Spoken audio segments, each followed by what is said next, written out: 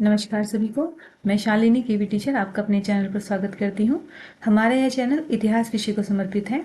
हम इसमें इतिहास विषय से संबंधित आज तक के जितने भी क्वेश्चंस आए हों, चाहे वो टीजीटी पीजीटी एग्जाम हो या फिर KVS NVS UGC NET assistant professor, तो इनमें आज तक के जितने भी हमारे हिस्ट्री के क्वेश्चंस आए हैं, हम कोशिश कर रहे हैं कि हम अपने इस चैनल पर आपको एक बार वो सारे क्वेश्चंस कवर करा दें। उसी में हमारी एक और वीडियो है जो नई सीरीज स्टार्ट हो रही है, जो उग्रसेन सिहाग हैं, जो वो असिस्टेंट प्रोफेसर है राजस्थान में।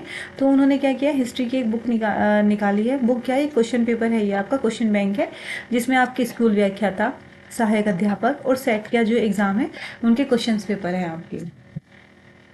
तो चलिएगा, हम टाइम वेस्ट नहीं करते हैं, हम अपना मॉडर्न इंडिया से स्टार्ट करते हैं। हमारा टॉपिक है आज का क्षेत्रीय शक्तियों का उदय।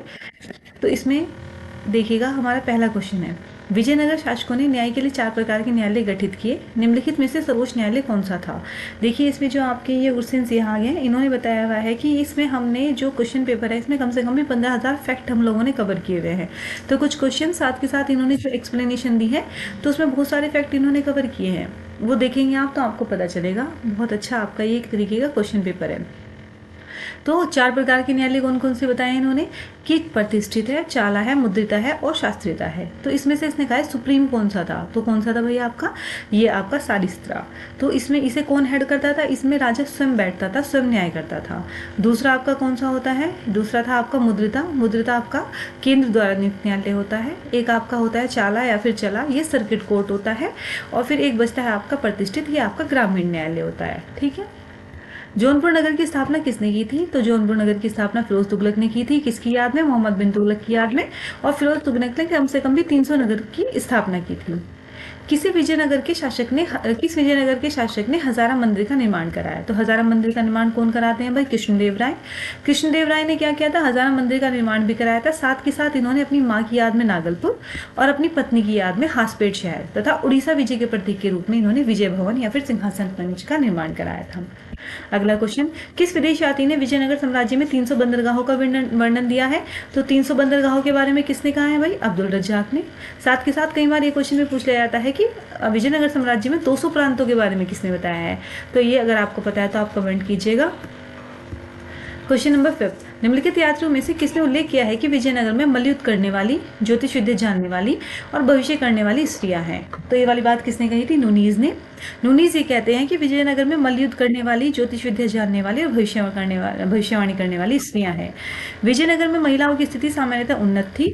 देवदासी प्रथा का सर्वप्रथम उल्लेख पद्म पुराण में मिलता है। तो यहाँ से देखिएगा, एक बहुत अच्छा फैक्ट है, 2 ही फैक्ट बनते हैं कि महिलाओं की स्थिति आपको पूछ लिया जाता है कि महिलाओं की स्थिति विजयनगर साम्राज्य में कैसी थी, तो सामान्यतः उन्नत थी, मतलब ऐसा नहीं था कि कोई परेशान कर रहा था बहुत ज्यादा। देवदासी प्रथा प्रचलित थी और इसका जो उल्लेख मिलता है वो पद्म पुराण में मिलता है। ठीक है। डोमिंगो पायस के अनुसार देवदासी मंदिरों में नियुक्त होती थी और सती प्रथा भी प्रचलित थी। बारबोसा कहता है कि सती प्रथा का प्रचलन लिंगायतों, चेट्टी और ब्राह्मणों में नहीं था। तो ये पूछा जा सकता है कि ये स्टेटमेंट किसने दिया है कि जो सती प्रथा तो थी विजयनगर साम्राज्य में, लेकिन चेट्टियों, ब्राह्मणों और लिंगायतों में नहीं थी। तो ये स्टेटमेंट किसने दिया था, बारबोसा ने। अगला क्वेश्चन है, निम्नलिखित में से कौन बहमनी सुल्तान गुलबर्गा से बीदर अपनी राजधानी ले गया था, तो गुलबर्गा से बीदर अपनी राजधानी कौन लेके गया था भाई, अहमद शाह। ठीक है। तो अब देखिएगा, ये जो अहमद शाह होते हैं, तो ये क्या करते हैं, चिश्ती सूफी गेसुदराज के संपर्क में रहने के कारण वली कहलाते हैं। तो इनकी उपाधि क्या होती है भाई, आपकी वली या फिर संत। ठीक है। तो अहमद शाह की उपाधि क्या थी, वली या संत थी। और इन्होंने अपने पुत्र मोहम्मद के नाम पर बीदर का नाम मोहम्मदाबाद रखा था। तो यहाँ से आपके 4-5 फैक्ट हो जाते हैं। क्या, एक तो यही है कि कौन सा बहमनी सुल्तान था जिसने गुलबर्गा से बीदर राजधानी ट्रांसफर की, अहमद शाह। उनकी खुद की अहमद शाह की कौन कौन सी उपाधियां थी, वली या संत थी। वो कौन से उसको मानते थे, तो वो चिश्ती सूफी सिलसिले को मानते थे और गेसुदराज के संपर्क में रहते थे, इसलिए वली कहलाए। पूछा जा सकता है कि बिदर का इन्होंने नाम बदल कर क्या रखा था, मोहम्मदाबाद रखा था, अपने पुत्र मोहम्मद के नाम पर। अगला क्वेश्चन, निम्नलिखित कथनों पर विचार कीजिए। गंगा देवी ने मधुरा विजयम की रचना की थी। मधुरा विजयम कृष्णदेव राय के चरित्र पर लिखा गया। तो देखिए, इसमें पहला स्टेटमेंट तो सही है कि जो गंगा देवी है उन्होंने मधुरा विजयम की रचना की, लेकिन ये जो मधुरा विजयम है वो कृष्णदेव राय के चरित्र पर नहीं लिखा गया था, बल्कि बुक्का फर्स्ट का पुत्र था कुमार कंपन, और कुमार कंपन की वाइफ होती है गंगा देवी। तो गंगा देवी ने कुमार कंपन की स्मृति में ये लिखवाया था। देखिएगा, बुक्का प्रथम ने अपने पुत्र कुमार कंपन को मदुरा विजय के लिए भेजा। मदुरा विजय की चर्चा कुमार कंपन की पत्नी गंगा देवी ने मदुरा विजय में की है। मदुरा विजय कुमार कंपन की विजय पर लिखा हुआ है। ठीक है, दो फैक्ट और हैं यहाँ पे कि जो कृष्णदेव राय हैं, ये इनकी जो बात चल रही है, तो इन्होंने तेलुगु भाषा में अग्निमाल्या लिखा होता है और जामवती कल्याण में इन्होंने उसमें लिखा होता है आपका संस्कृत में। अगला क्वेश्चन है, भारत में व्यापार और वाणिज्य पर अधिकार करने की नीति के तहत गोवा को अलबुर्ग ने किससे अधिकृत किया था? तो गोवा को अलबुर्ग ने किससे लिया था भाई? आपका बीजापुर से। ठीक है, बीजापुर के सुल्तान कौन होते हैं? आदिल शाह। आदिल शाह से वो लेते हैं। अगला क्वेश्चन है, मैचिंग है, लेखक है और उनकी रचनाएं हैं तेनाली राम। तो तेनाली राम ने क्या लिखा होता है भैया? आपका पांडव वरंग महात्म्य। ठीक है, तो ऐसे याद रख लेना कि तेल राम जी को किसने दिया? पांडवों ने, है ना, तेनाली राम। अगला है अलिसनी पेद्दी। अलिसन पेद्दी ने कौन सा लिखा होता है? मनु चरित्र। तो ऐसे याद रखना, कोई मनु है, मनु क्या कर रही है? वो अल्लाह अल्लाह कर रही है। ठीक है, नेक्स्ट है भट्ट मूर्ति। ठीक है, भट्ट मूर्ति का आपका क्या है? भट्ट मूर्ति का है नरसबू पालियाम। ठीक है, भट्ट मूर्ति का नरसबू पालियाम। और तिम्मन का है परिजात हरण प्रबंध। तो ये तिम्मन, तो हमारा जो मन है वो क्या है? हमारा मन हरण करने का है। ठीक है, हरण करने का है, तो तिम्मन परिजात हरण प्रबंध।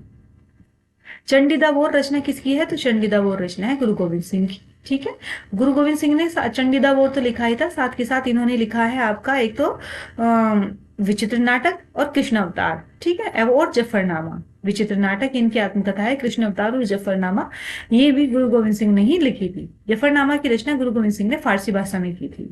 ठीक है, और औरंगजेब की प्रशस्ति में लिखा था। इनके साथ ही रहे मणि सिंह ने सिहनदीप भगत में लिखा था। अगला क्वेश्चन है आपका,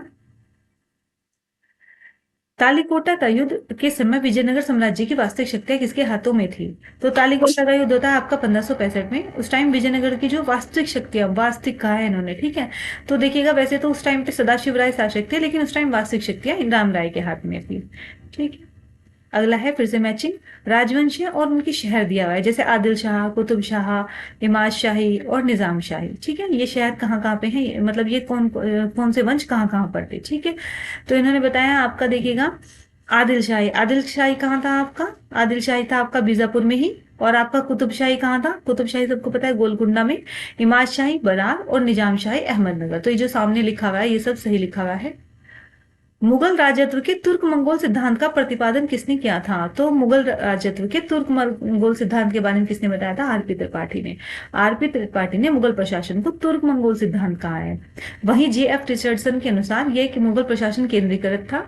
रिचर्ड्स ने कहा है कि मुगल केंद्रीकृत सत्ता की वास्तविकता की एक बात वह है कि वह अच्छी थी या बुरी, यह दूसरी बात है। चलिए, इसने कहा है किस बहमनी शासक ने योजना और वास्तु के लिए प्रसिद्ध शहर फिरोजाबाद की नींव रखी थी? तो फिरोजाबाद की नींव किसने रखी थी भाई? आपके ताजुद्दीन फिरोज ने।